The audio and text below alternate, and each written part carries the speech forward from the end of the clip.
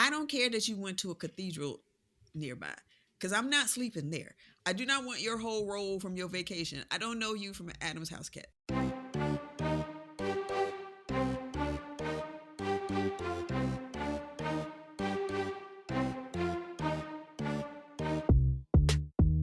Welcome to Just Trust Me, the marketing podcast that leaves just one set of Converse footprints in the sand.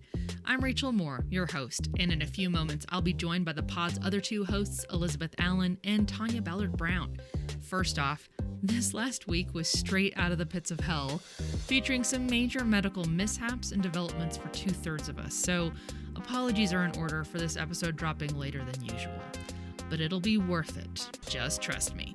We're talking about branding, how QR codes are as divisive as pineapple on pizza, and how vibes are an actual marketing metric, or should be. Let's finally get to it.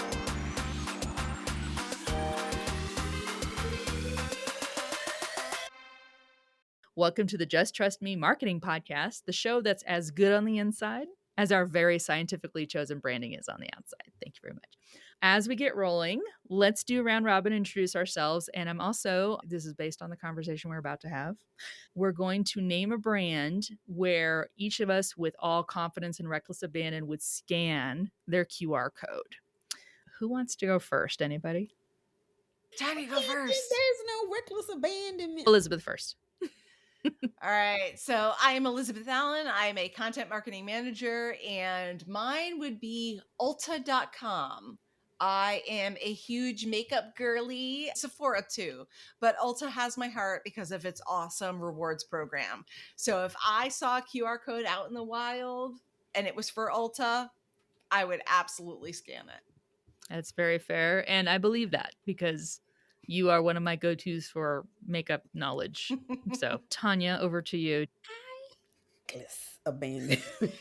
Have you met Tanya? She's very careful okay, with her identity. I try to be, but again, I don't want anybody to be like, let's test how careful she really is. She's very careful, FYI, if you've ever met Tanya. But that is not a challenge to anybody out there to test. Yeah, but I would do the QR codes when I have to, like for like appliances and stuff like that. Maytag or I had to do it for Schlag when I like added a lock ring. I had to do it because they put like stuff in there. Yeah. Important information that you need, that you have to use. And I will admittedly say that I did not, in any of those instances, I didn't pause and think, should I be doing this? I did not. It's the ones out in the wild with the like tearaway strip. Cold as never for a good time, or scan the QR code. I'm like, nah, I'm good on that right there. You can have that. But so there you go. This is Tanya Ballard. I'm a journalist. I try to be cautious. I'm going to tell all of you out there, if you want to get one over on Tanya Ballard-Brown, best of luck, because she holds her shit close to the chest. I said my parents raised me to believe that the worst thing that could happen in any situation is what will happen. So I'm always operating like I scan that QR code and then the next thing I have lost everything. You said something recently and it was one of those things where you said something in our fun friend Slack and I was like, you and I are so different, because I would give up that information in 3 seconds and then be like, why did my identity get stolen? I don't know. You got my eyes are squinted. Like, why do you need to know that? For example, and this is a sad example, but when my mom had her stroke and she was at the hospital, she was not verbal. And my phone rang and I saw it was my mom. And the person on the other end said, do you know the person that this phone belongs to? And I laughed because my mom was always losing her phone. I thought, here, my mom has lost her phone again. And then they started asking me a bunch of questions. Who are you? Who is this? Before I answer all of those questions, who are you asking me all these questions and you're talking to me from my mother's phone? Right. And So yes, I operate from skepticism, asking me all these questions. Oh, it's coming. And the worst part is that I know all of this and I can't be bothered to care. So it's gonna happen. This might be a good opportunity. Bitwarden out there, that's my password manager, would love to have you sponsor the podcast so we can get people into password management. Very important. And also two-factor authorization. Everyone's best friend. Time consuming, yes. Save a life, yes. So save your identity. I'm Rachel. God, I almost said Rachel Maxwell Moore, but yes. I don't know why I just did that. You know, Tanya Ballard, I'm never Tanya Brown, so I have to be Tanya Ballard Brown. Mm-hmm. It just sounds so good together. It does. It rolls. I'll tell you what, partly is because T-double-B is, you know what I'm saying? Sound like we in the club, T-double-B. She breaking it down, freestyle with the rapping around. Okay, I don't rap. That's where it's geared. My cousins gave that to me as my club name, actually at my wedding reception. You know what? Get a new husband so I can get some new stories that don't attach to that particular husband. Jeffrey. There you go. Rachel Maxwell Moore. Maxwell's my maiden name. Yes, we made all the jokes about coffee when I was growing up. Hilarious. I've heard them all. You cannot surprise me. Rachel Moore, host of this podcast, CEO of my own business. I don't know why I say that with such like trepidation, but I am. It's not an MLM either. It's like a legit business. It's an S Corp. Thank you very much. But I would, with reckless abandon and full confidence, would scan a QR code by Converse. I want whatever they got. I will look at it and assess if it belongs in my weekly wardrobe because I have currently 6 pairs of Converse, 5 of which are different colors and for each day of the week. And I love them with my whole heart. The ones that I saw that were the green and they were embroidered and then they had a bow on the back. That was so If pretty. somebody wants to send me a QR code for 30% off of those, that would be lovely. Thank you. Converse. I have black, orange, pink, green, red. I have red, black, yellow, blue, and green. And I have a pair of silk embroidered red high tops. Oh, I have Snoopy red high tops. I have all fake Primark versions of Converse. This is where Converse does not decide to. Look, I'm gonna get all mama on you, but they still walk, right? They do walk, right? Yes, exactly. I act like I'm poor. Like there's no way I could afford this, and what I'm looking for is like $8,000. All I want in my life is to be able to do the thing where you get to design your own Converse. Oh. God forbid I've actually done that. It does not cost a lot of money. I don't know where my brain, it's one of those things where, and this is part of marketing, your brain will spend on some things and not spend on others, even though it's so much cheaper. That's legit. Yeah. Mm-hmm. So I have a pair of black high top. I call them fucks. Fake Chucks. I have a red pair of fucks. And I used to have, like, back in the day, do you remember when Target had the 1-star version of Chucks? Like they had the collaboration with Converse and they had the 1-star. Do you remember those? No, I do not. Yeah. That's awesome. They were great because they were like $30. So usually Chucks cost like $60 or whatever. Yeah. They cost $30. And I had this gray pair that I wore into the ground and I love them.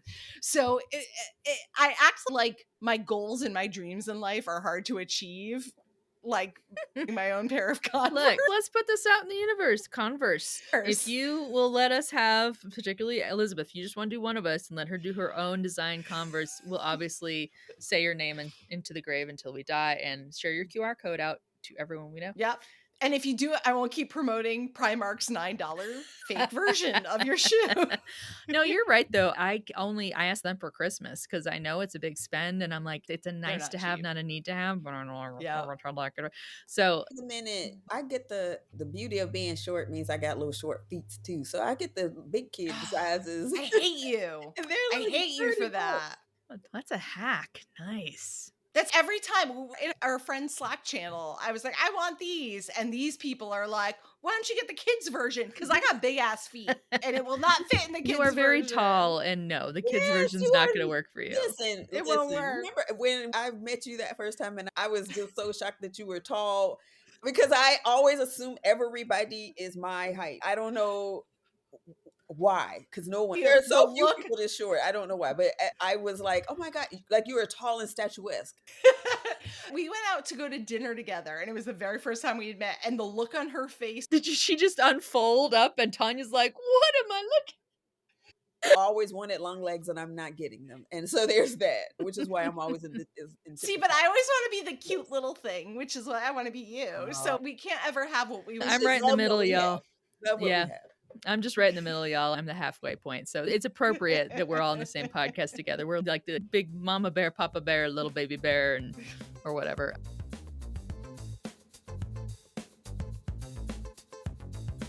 Been thinking about using an AI generated headshot on your LinkedIn profile? Remember the lessons of the Willy Wonka experience and why bait and switch isn't the best way to get new connections to trust you. If your LinkedIn profile could use a good dust off in the right ways, I've got you. Connect with Rachel Moore on www.butwaitthere'smore.com/contact to get started with your LinkedIn profile review. But wait, there's more, MOORE.com.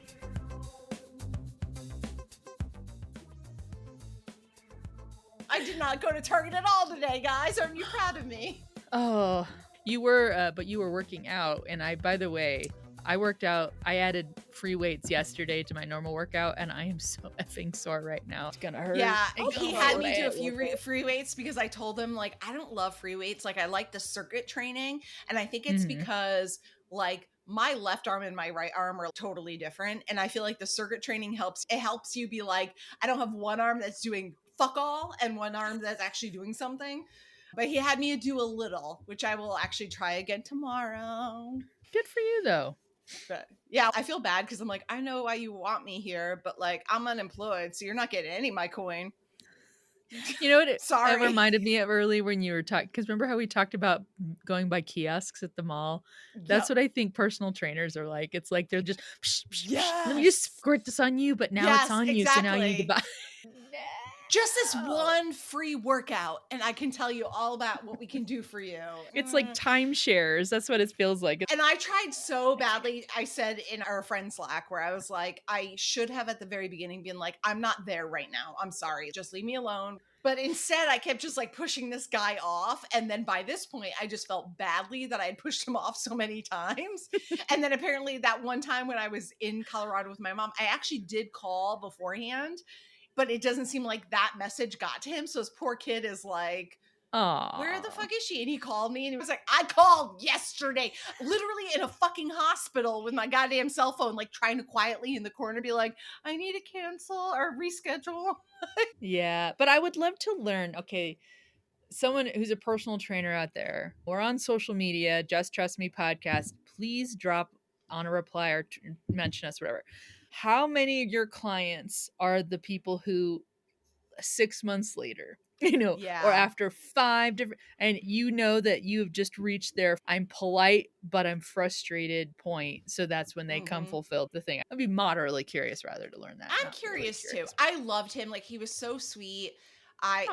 As our friends know, I'm like, I don't want to fucking do this. I'm about to start my period. I don't want to be anywhere near this right now. That is fair. It was cool. It was actually really good. I liked his vibe. So if I'm employed at some point and looking to spend a little extra money, I would totally go with him.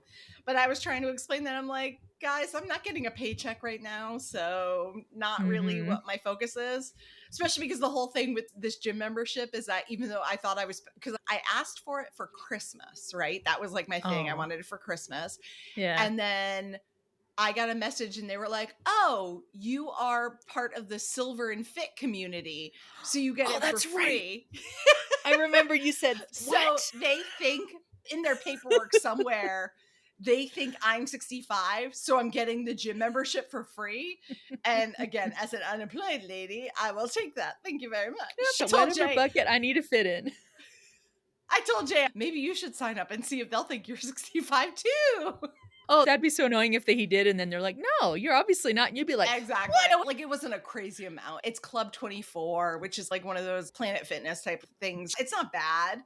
So it wasn't a big deal, but I'll take the free gym. Thank you. You want to think I'm 65 all day long? I'm going to walk in with my walker with the tennis balls on the end and just be like, hi guys, I'm here for my workout. You are not what I was picturing. You are not who I expected to show up today.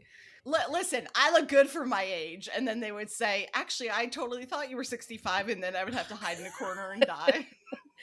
This is interesting because this whole thing does boil down. It's marketing because obviously, so they got you, but there's always that upsell, right? Yeah. Of the let's get you some personal training, which look, it's totally useful. I've been to a personal trainer. I dated a dude who Yeah. was practically a personal trainer because they can teach you all that stuff about form and here's how to work out properly. Yeah.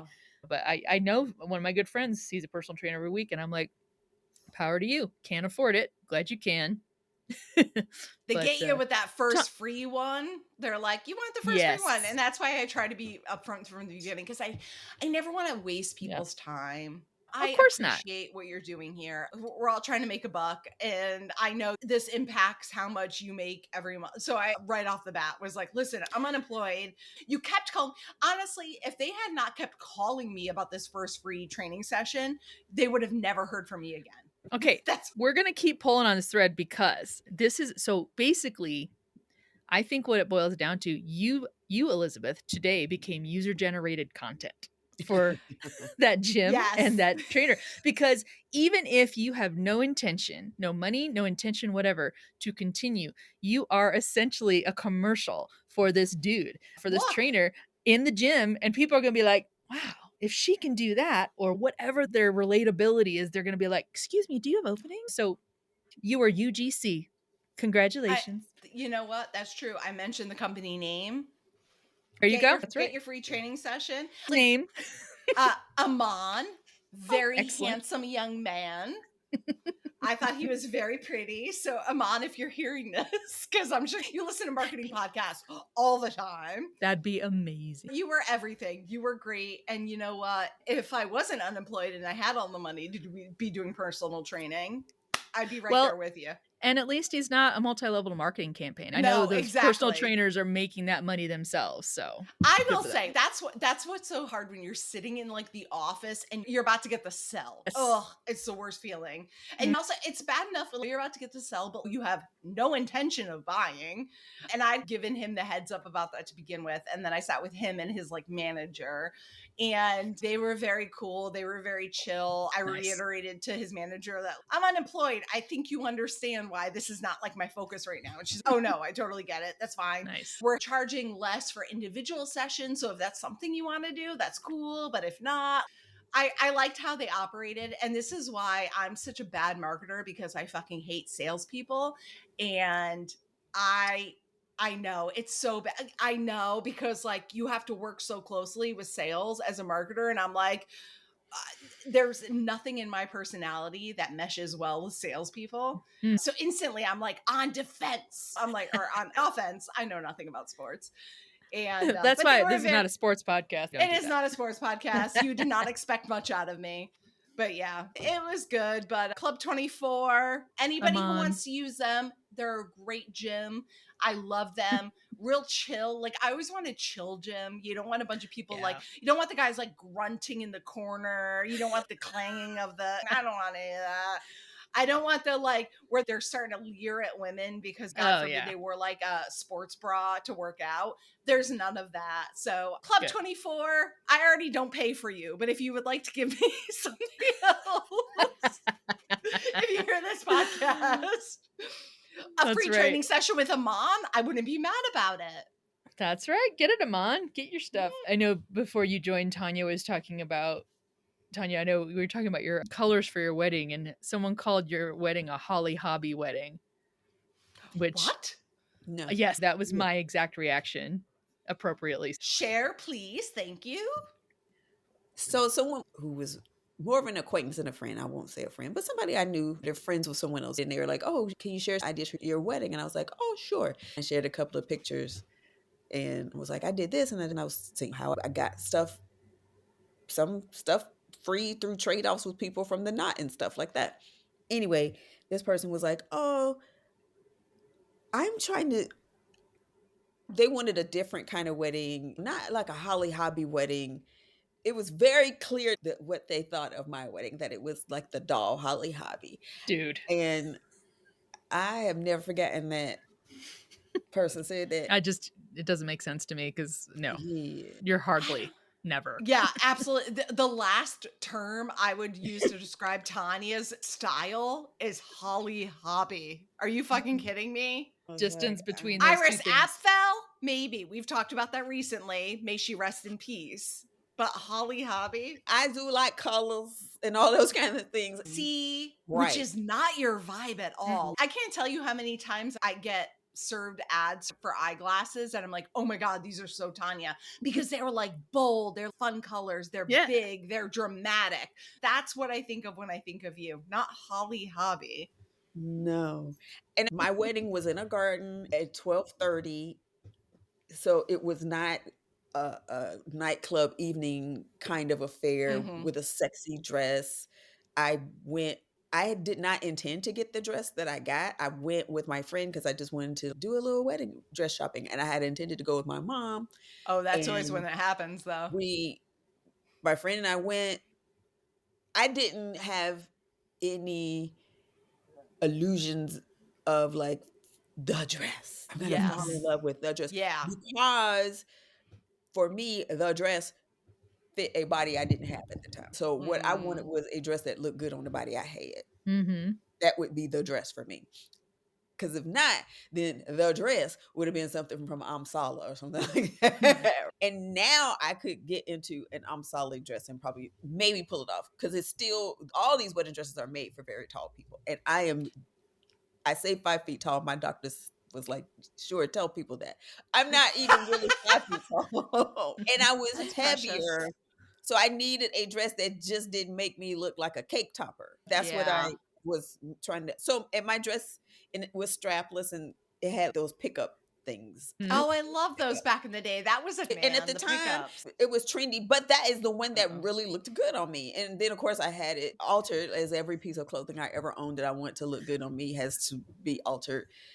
And it was a fine dress, not my dream dress, but it was perfectly fine for a 12:30 wedding in a garden or whatever. And not Holly Hop. I think her vision for her wedding was like this nightclub, the black and white. Now, I will say that has never been, I do like the garden. Let me say, initially, I love that I'm talking about a wedding that happened several years ago, and I'm not even married to that man anymore.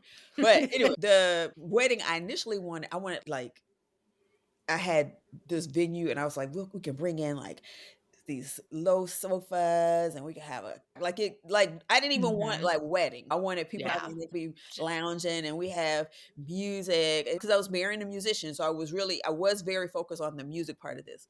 Yeah. And as I told Rachel, he said, okay. He didn't say no to that. He said, price that out. He just told me to price that out. It was real cool. And when I went and checked on how much it was going to cost for me to get a whole bunch of low slung sofas and lighting, and specialty drink, and all of that into this venue, which already cost a grip, I was like, so let's talk about a garden wedding at 12:30 and not a night wedding. And honestly, the only thing he asked was that it be small. He didn't really want a huge wedding. So we got married at a place where the max number of people was 52. Oh, wow. That is pretty small. Yeah. Sharon got married. She went and had an appointment there. But Sharon is tall and has the legs. Yeah. So that was very fun. It was very much like a movie fashion montage thing because I all the love dresses, that. it was not a dress that did not look good on her. When So you have the friend who like the mermaid dress will even work on, that's fun. That's a lot of fun because they can wear literally anything. yeah, At and that that was point. Sharon. The tall, long, like slim, all of that, elegant. It was very fun to go. In fact, I think I went at least twice with her, maybe 3 times. We went to a couple of other places and could wear the samples. Oh, geez. There wasn't no sample going on me. Hashtag must be I might now just because I'm smaller now, but even so, it's still proportionally Because still. your height. I mean, So I ain't love getting no Sala. taller. I follow Sala. I forgot what her first name is, but that's her first name. Anyway, I follow her daughter on TikTok, which is fascinating. So she has since passed away, and her daughter talks about her mother's craft, and people will tell them like, "This is the dress I wanted," and she will pull it out. It's so cool. I personally wanted a Reem Acra dress like nobody's business. Do you remember Reem Acra? Mhm. Oh my Wait, God. remember? Are they gone? They're probably still around, but Okay. I've been married for 19 years, so I've not given a shit about wedding dresses in that long. Yeah. But I wanted a Reem Acra dress like nobody's business. I did not have Reem Acra money, so I was not getting it. But I remember just drooling over those pictures, like just going on the website and like looking in the bridal magazines. And her style to me was like, oh my God, I wanted that. So they were so beautiful. And I hope they're still popular. I ended up with a Maggie Sotero, which like so Mhm. many people had because it was like it was on the cheaper end without being like super cheap. And yeah, so that's what I ended up with. But oh my God, if I could do it over, I would get a Reem Acra I dress. love that y'all are to me, I'm like, I got a white dress and it and I don't even know who does. I got it at David's Bridal, and that's Yeah. what I know. Well, if it Anything makes you else? feel any better, I cared that much about it, and my wedding dress is in a garbage bag in this closet right over here. I sold mine. I Gave mine wore to it my one more cousin. time as for a Halloween costume. My daughter wanted us all to be fairy princesses, so I wore Aw. that dress one more time. I was thrilled that it fit. That was a couple of Mhm. years ago. I feel like it wouldn't fit now. And then I crunched it back into the black garbage bag and put it back into the closet. So for somebody who cared so much about that, clearly didn't care enough about it. So it's probably good that I did not get a Reem Acra dress because I would have destroyed it. Well, I'm glad you actually had some reuse on it because really, you're I not going to use did. it My again, most mother's likely. wedding dress was gorgeous, but my mother got married at 19. She Mhm. weighed maybe 105 pounds and 4 90 or when she 5 got inches married taller than too. me. Mm. So, no, listen, I got married like 100 pounds ago. You know what I'm saying? There was no, I was already twice the size of my mother trying, there was no, my thigh didn't even fit in that Same. dress. I But did. I will tell you, at one point I wore the dress, my grandma's like mother of the bride dress, which was actually really cool. It sounds really corny, right? Because we think of mother of the bride dresses now like they're really corny for a younger woman to wear. But my grandmother's was actually really awesome. It mimicked the pleats that my mom's had, and it was this like seafoam green. And at one point, I wore it on a cruise ship. My cousin got married on a cruise ship, and I wore it to that, and I looked freaking awesome. Could I fit in it today? No. But let me tell, even my grandma's mother of the bride dress got a second use out of it, and it was really Wow. pretty. I could not fit into my mother's because Tanya, like my mom was always like 100 pounds soaking wet, 5'4". I'm 5'10". Like clearly this isn't gonna work. But I was so excited that I got to actually wear my grandmother's mother of the bride dress. And it was cool enough where it was like, oh yeah, Nice. you can wear this and it's beautiful. It was like it's got that vintage vibe and stuff now. If I were to wear like my mom's mother of the bride dress, no, I wouldn't want to wear it because it was like it was more recent and so it seems more dated or not dated but like older, you know what I'm saying? Oh, that's something you can wear and it's like vintage and it looks really cool, whereas Yeah. we're not far away enough from my wedding for me to wear my mom's dress to something without it Mhm. seeming like weird.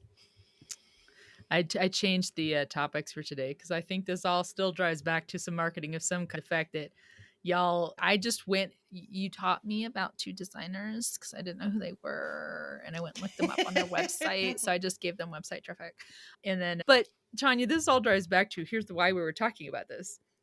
And we don't have to, don't have to share names or places or anything like that. But the dilemma of people who've got certain styles in their brain but they're working for a brand that doesn't have that style on the brain. And Tanya was you were having to being part of picking colors for something and you were like, go this way. And they were like, like patterns, because I am, while not Holly Hobby, I am still girl. I like personality. I'm Yeah. never choosing the option that is most palatable to other people. I'm choosing what I like because I'm spending my money. Now, today I was not spending my money mm-hmm, and this was for a corporate kind of thing. So there you go.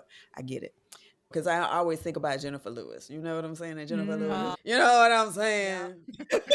So I think about Jennifer, how she lives her life out loud and Mm-hmm. she doesn't try to make herself small or diminished. And that's what I think Yes. about when people are like, let me be palatable.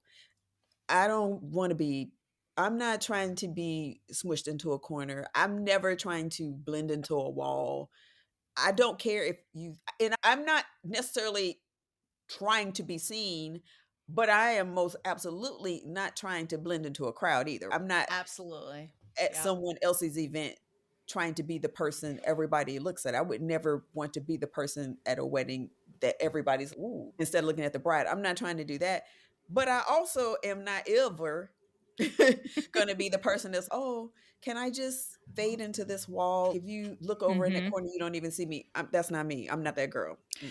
Which is that's look, I know there are companies and agencies out there when it comes to a corporate brand of any kind. They are like their bread and butter is that they help create a brand. They decide what you're going to look like, sound like, feel like out there. I wish I had that talent, and I know there's science behind it, right? Like they do all kinds of studies. What's the color going to be this year? We all know, I think, just the baselines of those things like red, hungry, passion, whatever, blue, calm, I don't know, like, there's all these colors like creativity or trust or whatever. Speaking of this podcast, I actually, okay, I have to fess up because when I was choosing, I've got our little icon of Just Trust Me podcast, and it's a blue that kind of goes to a green gradient. Yeah. And I did look that up. I was like, what color exudes trust? And blue is it. But it's hard when you're like, you're a creative, and that's all three of us. You're creative and you're like, ooh, and we've all got our different variations of creativity, but you have to compress that sometimes because, okay, my Yes. brand decided to pick orange. And I'm like, maybe I'm not orange. Or maybe they're like, we're going to be monochromatic, and that's the way we're going to be. And you're like, really? Separate yourself from the pack. If Yes. everybody's choosing some gradient of blue, Hmm. what is it if you're talking about marketing to people? So it's not, Yeah. this is before we get to the quality of your work and all that kind of stuff. Because ideally, you do great work that will make you stand out from the crowd, Right. But separate you first from the impression. pack. If you're just a scoosh, oh, the different blue, I am not even paying attention to any of those blues when I'm trying to do business. I'm focused on the service. So if you want to be orange, then be orange. That might actually make me be like, Hmm. who are these people with this orange thing? Mm-hmm. That might get me to click through to whatever, because I'm assuming I'm on my device, my machines or whatever. I'm assuming I'm doing that. But a different gradient of blue amongst all the blues is, it seems. Yeah, and then you have a lot of this happens a lot in like book cover art Mm. where there was a handful of years ago where all of the book cover art were like florals. And if you look at cover art now, there's a very specific trend into how it's very like typographic focused type of thing. So it is interesting to me that you have to think about that and that you have to separate it. You have to understand everybody's doing this right now. What do I need to do to get ahead of the pack while also feel like I'm current? Yeah, look, I know that you want florals for your book cover design. So you're actually focusing on it, but also standing ahead of the 17,000 floral Yeah. book cover designs. It's true of everything in marketing, and you have to be really careful about hitting that trend, but also standing out ahead of it, which is Yeah. really hard to do. And then representing so Tanya I would talk about like you talked about it is important where it's like what are they delivering after I get past all the fluff and flu in the front part of it, the first impression. However, it should absolutely be a designed to be a seamless experience where if I once I get in your brand, oh, that made sense to me, that Mhm. to the point where you don't recognize it, where you're like, you just got carried through with your emotion and your feels and your perceptions. And it's, yes, this is a very seamless brand. And it's when you are like, wait a minute, what I saw, that's not what you feel like on the inside. And so, yeah, Yeah. there's tons of science around it. Props to the people who know all the science and can capitalize on that and make things happen. I still remember when Gimlet Media, they were got bought and absorbed by Spotify And now I think but like they had the Reply All podcast that had a problem, and they had some other podcasts. But I remember their startup podcast called Startup, and they talked about how they went to a naming agency or an agency that helped them pick the name Gimlet, which they're like, what does that have to do with podcasts? Nothing. But it was about this is luxurious, this is the height and stuff like that. I had to go look. I'm like, what is a giblet? And again, maybe it's a drink. cocktail. I know that now, but It's like an old school, like Frank Sinatra type cocktail. Yeah. So Like it gives it a different Like a vibe. gin. But you might be like, Maybe. but what does that I have to think do you with make it. podcasting? Nothing. But it was about the experience. So The vibe. yeah, vibe. I was just going to say the amount of work that the word vibe does nowadays is crazy. Mhm. And you just know what it means. Like my friends and I travel a lot together, and we always talk about if we go to a restaurant, we know that's the vibe, that isn't the vibe. And that's so true in marketing too, is like Yep. where you just know what the vibe is and you can't exactly explain it and you can't define it. So yeah, Gimlet being like, it's a cocktail. It's like an old school cocktail and it's describing a podcast, but you're like, but there's a vibe there. And how do you describe that to people? Speaking of, we're talking about weddings and stuff like that too. So my husband and I celebrated our 18th anniversary on Sunday. Our marriage is old enough to vote and get a tattoo. But we were tooling around downtown Denver. Weather was not great. So went to a hockey game and then we're like, okay, let's go try some bars. We went by one whiskey bar my husband likes, but they're also a sports bar that the owner is into Pittsburgh, and that's who we just played. So it was packed to the gills we're not going in there. So we kept walking and we passed it actually. And then we took a couple steps back and it was called Unholy Spirits. And there was a giant skeleton near the front of the bar and it was open. You could tell, and there was nobody in there. So they had just opened. We're like, let's go try it. Wound up being an awesome experience. And the vibe was very Tim Burton, Nightmare Before Christmas. Ooh, We're like, we are going back here. And it was really cool, but over the top, macabre, and death. And my husband and I we like that stuff. So it was very our vibe. That was over the top vibe. But then there's the more subtle stuff, right? Where you go in somewhere, you're just like, I just sense something. Maybe it's just the confluence of everything, but you just know it. And you're right. It's an absolute. I think it's the difference between a theme and a vibe. Yes. Yeah. Yeah. Indeed. Indeed. Because I do that I was choosing hotels. You have your staples, what you're getting in particular hotel. It doesn't matter where. And that they do it. They've set themselves up so that if you are in this city or this country, if you go to this hotel, you're going to get a solid experience. But I am a person who may not spend a lot of time in the hotel, but I still need for it to be pretty. Yeah. Mm-hmm. On top of being clean and safe. The vibe is what I'm looking for. And it was wrong in every way, but it was near the airport. So I just sat in the chair and holding my things until the sun came up and I could leave and go to the airport.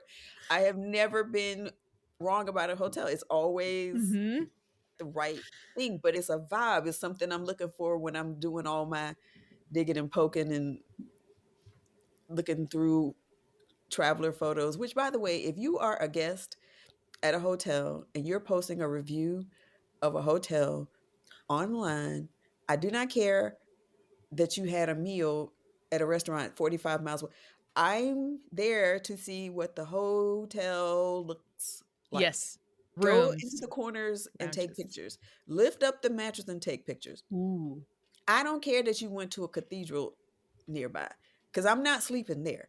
I want intimate and intricate details of the hotel room. I do not want your whole roll from your vacation. I don't know you from Adam's house cat, so I do not care.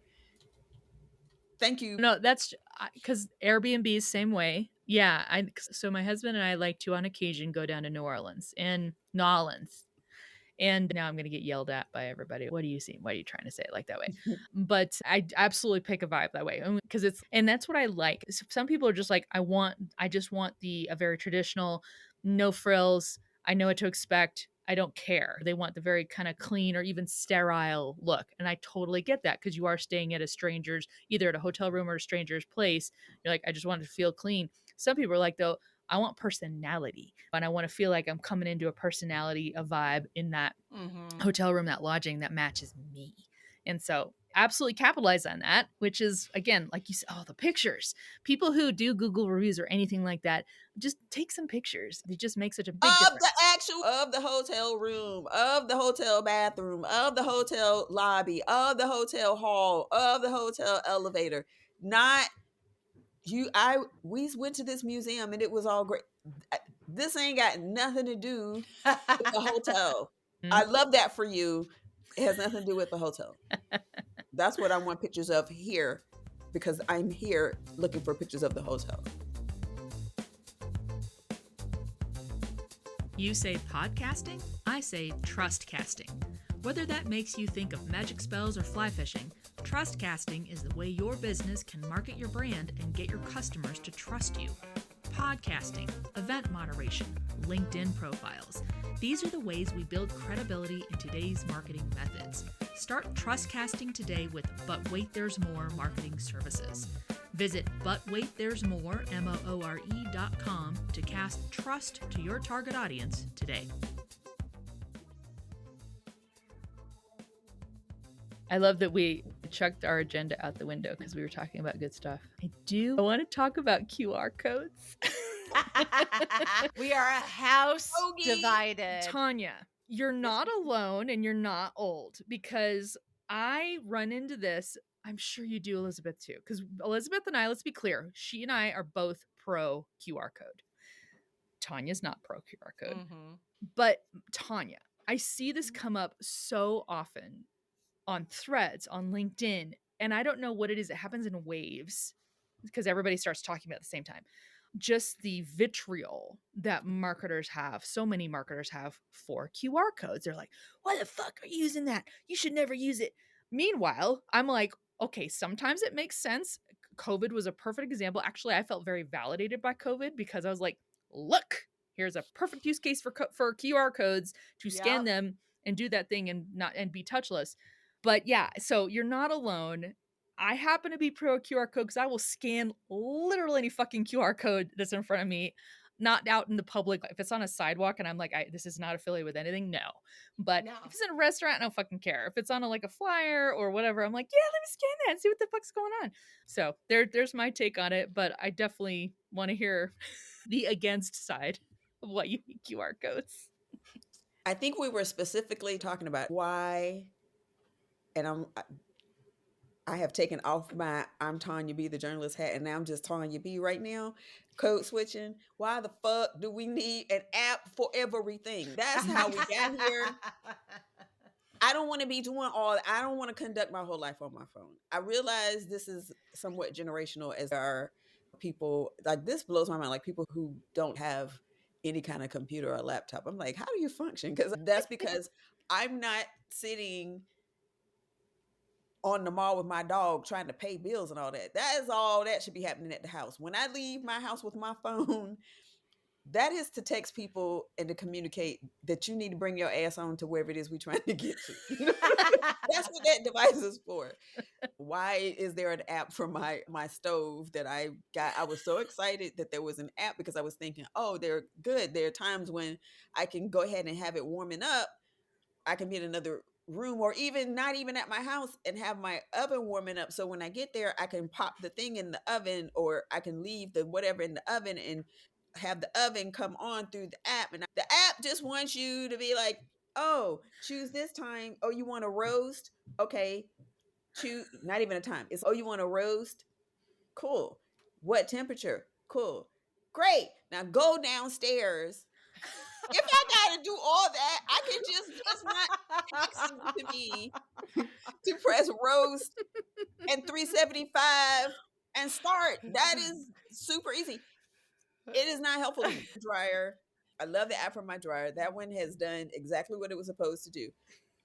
Who came up with the app for this stove? Did they? I was like, no one who uses a stove thought this through. Because the other thing is, it means, and for whatever reason, I can turn it off on the app. There is that. But I can't turn it on. I have to physically go down and touch the button. And trust me, I have because I'm like, maybe I'm not reading this right. No. Mm-mm. So this is how we got to the QR codes, because restaurants want you to do the QR code, but they have not made their menus via the QR codes mobile friendly. So now you're moving and just all around or whatever. Some of them haven't. I'm thirsty, and now you want me to do all this hunting and packing on this phone with this thing. Give me a menu like you used to give it to me. Tanya's hangry, y'all. She needs to see that She's menu mad. now. Like, just And now you got come with this code. I don't want all that now. I don't want it. I reject all of that. I will say that a QR code is not an app. So It's it not. is slightly But I'm saying different. that's how we got to the QR code conversation. It started with me railing against the app, and I will admit, it all started. Reddit got me here because I'm in the Gen X channel over there, and Yes, somebody it over did. there was like, "What in the hell? We're all becoming boomers." I will just lean Off into my the poach. boomer. Get off my poach. Get off my poach. How many more times are we going to say that on this Get off my podcast? poach. Get off my poach. I think I've gotten lucky with the QR codes where I haven't had the issue where I've always had them be mobile friendly, the menus. Yeah. So I've gotten really lucky about which ones I've used it at. That's maybe why it sends me into the pro QR fam, because I think it's really cool. I remember like right around COVID, my friend and I were going to another friend's to go visit her, and she lives in the Boston area. And it was like one of the first things we did after COVID started coming out. Like everything felt so tentative, and he had to be really careful. And that's obviously when we were using QR. Everything in Boston had QR codes. And maybe I got lucky because they were all mobile friendly. And so I didn't have to worry about scrolling over and back and left and right. I can understand if I had to do that, I'd be so annoyed. Yeah. I just think, okay, I have a few things. From an environmental... Get off my line! Okay. But ma'am, please hear me out. No, you're fine. I will be on your poach. From an environmental standpoint, I like them because... And Yes. I am whole hog digital. I am all digital. I told y'all in Slack, I make fun of my husband constantly because he insists on paper grocery lists. And I'm like, why? Y'all, when we do our taxes get uploaded through the interwebs securely into our CPA's ecosystem, my husband will make me print out already electronic. These are PDFs. He makes me print them out and he scans them back in. I'm just Why do you raining. need to scan them back in? Thank you. Pieces of my brain every April I'm are not just even like, that bad. but so it's environmentally friendly. I like that.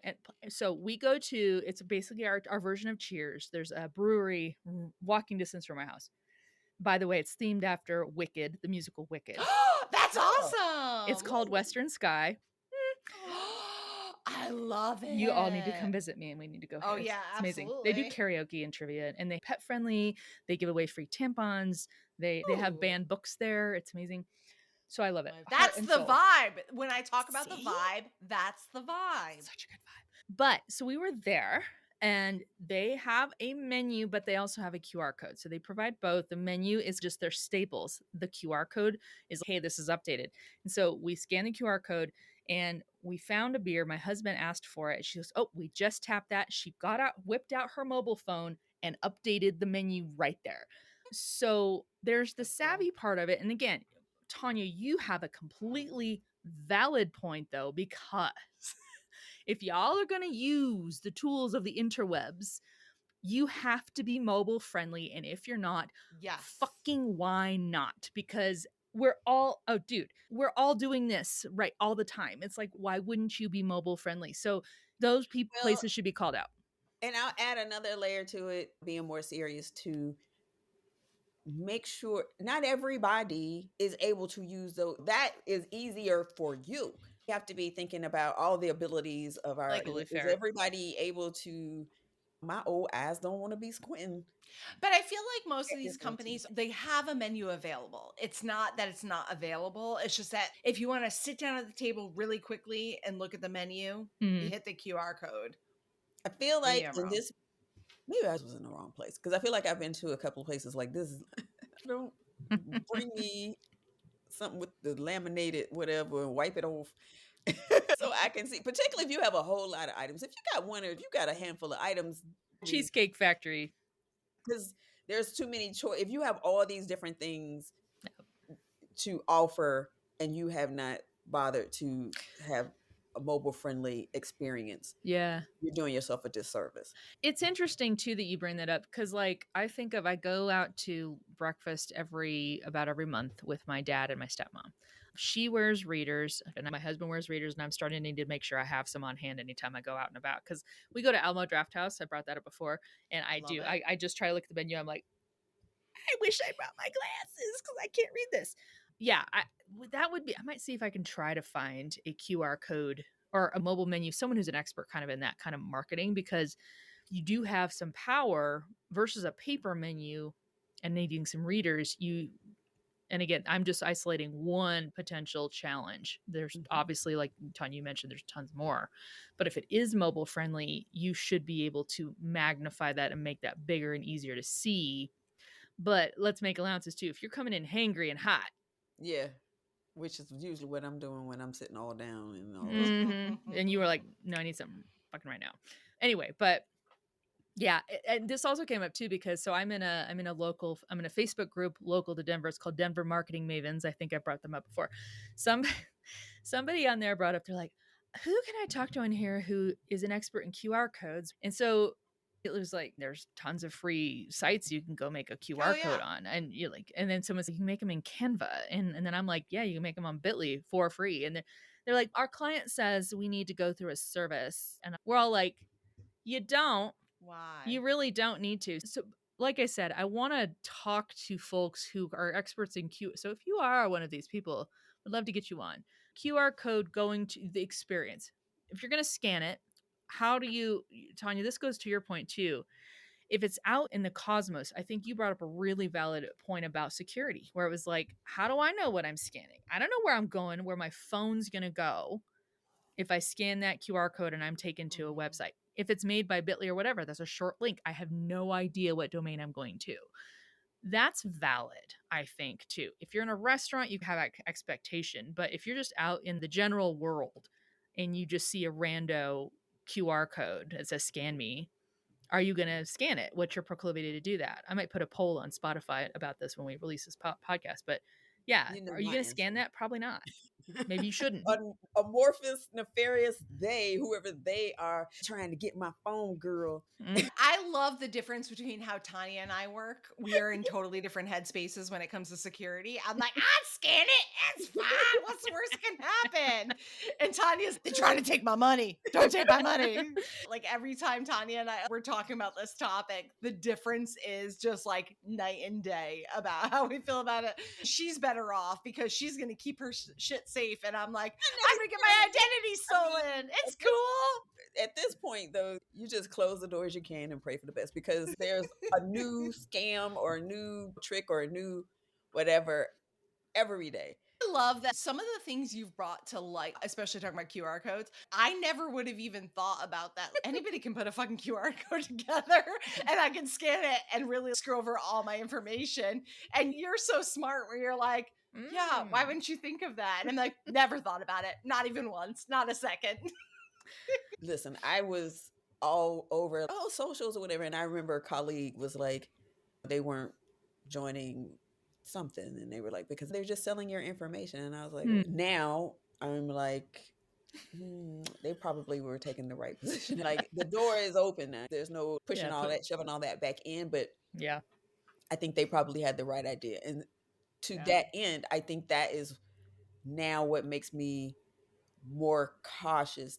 Also, because I just have read about or tangentially know about people who have had their lives all messed up because they clicked a link. It made sense at the time, and then everything was all crazy wonky. And you make tons of sense because I even think about, just brought my parents a little bit ago, how I have to talk to them once a month about, Rachel, we got an email and it says it's doing this. And I'm like, okay. And there's a link. And I'm like, did you click on the link? No, don't click on the link. So I'm Don't ever telling click on them a link. not to click on a link, even if, because I can tell from them describing it, like that's a fish. Just stop. And they're like, "What's a fish?" I'm not good. Oh my god, just stop. It's fake. But so you bring up a great point because I probably was somewhat reckless of scanning a QR code, but that would be just like someone getting a spam email that looks and smells like it's coming from a reputable brand. But if you look up just a tiny bit closer, no, God, no, don't click on that hyperlink because that is absolutely going to endanger you. And meanwhile, Yeah. QR code, yes, scan. Let me see where that takes me. Woo. Let's rewind for a minute. The Yeah. question is for businesses who, I guess, to some degree, they've thought through this and decided that the benefits outweigh the cost, or any sort of someone somehow, I don't know, can you steal a QR code? I don't know. I guess not. But you're right. They've decided it's worth it to us to have this QR code. But is there anything that they could be thinking about in terms of how to make the experience better or safer or any of those kinds of things? And then market themselves as like, we are doing everything we can to make sure your Well, information is safe. Though people do try to say that all the time anyways. true. But do y'all remember the Super Bowl a few years ago where there was a commercial? It was a crypto related one. This actually might be a good example. All it was that bouncing QR code around the screen. That's all it was. I You totally lost scanned me it. at Super Bowl because this year was the first year. So no. I totally scanned it and I'm like, oh, okay, I see what it is. It was like just one of the crypto apps back then. But my thought was, I know they paid how many millions of dollars for that minute of airtime to put their one QR code up there. This goes through the Super Bowl. I'm sure someone vetted Vetted it. it. But your point, I think it'd be key. We talked about this at the top about branding. It'd be key to make sure that you can brand your QR codes. Not that can't be fake too, but there are options to embed your own logo within a QR code, put it in brand colors, whatever's around the QR code, I think would certainly be important. Like the delivery method of it, like where is it? Versus again, someone spray paints it on a sidewalk versus is it in something that makes it look like, okay, this is obviously put together by the brand, or mostly I can assume it can. And then making sure wherever the destination is, immediately, yes, it's the domain. I can see it in the URL. I can see it in the branding, like just instant affirmation. Not that can't be fake too. So Yeah. I don't know. So basically, we're all just flying. You just take your chances. I don't think QR codes are here to stay. And maybe I'm like out in left field for that because I feel like they came out and we thought they were the coolest thing. And then they didn't really move forward as quickly as I thought they were going to. So I'm not even sure if that's something we're going to be dealing with in another 5 years. And maybe I'm wrong. Well, why? What is it when you say they didn't move forward? In what way had you envisioned them moving? If you think about it, and maybe this is just like anecdotal and my own experiences, is I see QR codes, but I don't see a ton of them. I don't in my everyday life, going to a restaurant, going here, going there. I see far fewer than I thought I was going to see at this point in time. So then that makes me wonder, is anybody embracing them the way we thought they would? Or is there another technology coming up on its tail? I feel like I see a lot of them. And I feel like this is completely anecdotal perception. I have no data to back this up. I felt like they could be on the way out before COVID. And then COVID Yeah. happened and it was Yeah. like, and y'all, it's basically, it's a barcode. It's just, It's that's a why I was holding that barcode. up. Yeah. It's just a different version of it that phones can read. A square barcode, essentially. It really is. But I bet you're right. There's obviously a lot of concerns around it. I know it sounds silly to say. It is a polarizing topic, even especially amongst the marketing community. People hate them or love them, or believe in them or And what don't. are the complaints amongst the marketing community? So this comes into misuse. Okay, if you all have ever seen on your social feeds, if there is a visual to a social post, there's a caption and it's on a device that you can tap or click on, right? So it's delivered in a social post. And if there's a visual that has a QR code on it that is part of that social post, there are people like, what the fuck are you doing? Because you are delivering unto me a post I can click on anyway. Why would you put a QR code in there? again, most people look at using their phone. What do you think I'm going to do with that QR code? You think I'm on like my desktop and I bring that up Right. and then I like take my phone and click on it, which would be ridiculous. Yeah. And this gets back to accessibility. Mm. Someone I follow, like Alexa Heinrich, she is hard of hearing. I follow this religiously. She has a site called Accessibility Social, but it also has really good tips on how to not just make your social media posts accessible, but also websites and things like that. But she pointed out, if you're going to put a QR code in a functional manner on something like a flyer. Okay. I was at a bar or a coffee shop / bar today. They had QR codes for the menus. They had QR codes on a flyer in the bathroom stall. Okay. I can see that QR code. I can scan it because, again, I'm not on a device, but I can use my device to get somewhere online. That flyer is not going to take me. But she mentioned also put the website domain. She goes, because Tanya, to your point, some people, phone cameras can get broken. People may not understand the tech and not. I think my phone, I can hold it up in camera mode. It'll scan a QR code and a little pop-up thing appears for me to tap to go to the website. That might not be intuitive for a lot of folks and isn't. So just to say, double down and put the domain there too. So if my camera is working, but I don't get QR codes, I can take a picture of the flyer and go do my due diligence later.